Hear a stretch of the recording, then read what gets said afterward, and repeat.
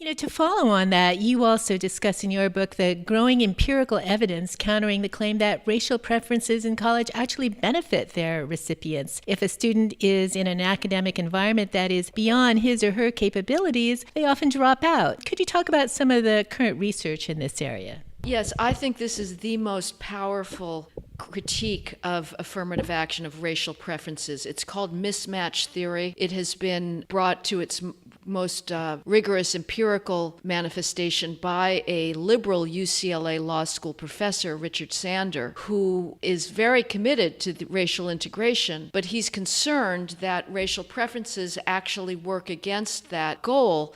And he analyzed tens of thousands of records of law students that was a part of a database created by a national law school association. And he found that blacks in law schools across the country, which are virtually every school is selective, are doing very poorly. After their first year of law school, 51% of black students end up in the bottom 10th of their law school class, compared to 5% white law school students after their first year.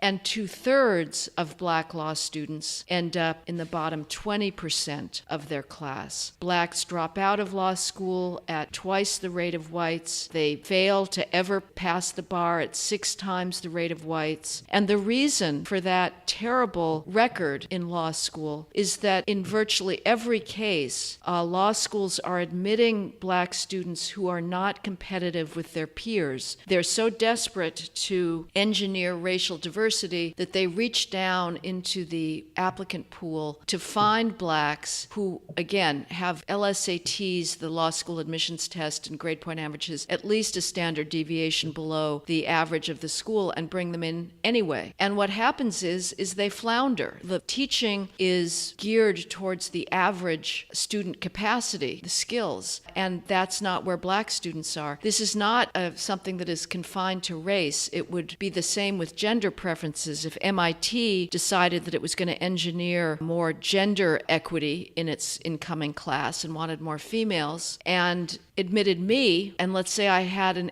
SAT score in math of 650 on an 800-point scale, and all my peers were basically all perfect SAT scores in math of 800, my first year in freshman calculus, I'm going to really struggle, because the teacher will not be teaching towards me, he'll be teaching towards my peers who aced AP advanced calculus. Whereas had I gone instead of to MIT to a Boston College or a Boston University, all completely respectable schools, and my peers had SATs on their math, SATs of 650, I would thrive most likely, because I would be able to keep up. Teaching would be geared towards my capacity. So that's what we're seeing with blacks. Sanders concluded that we get fewer black lawyers because they drop out of law school so much than we would have if we got rid of racial preferences entirely. Now,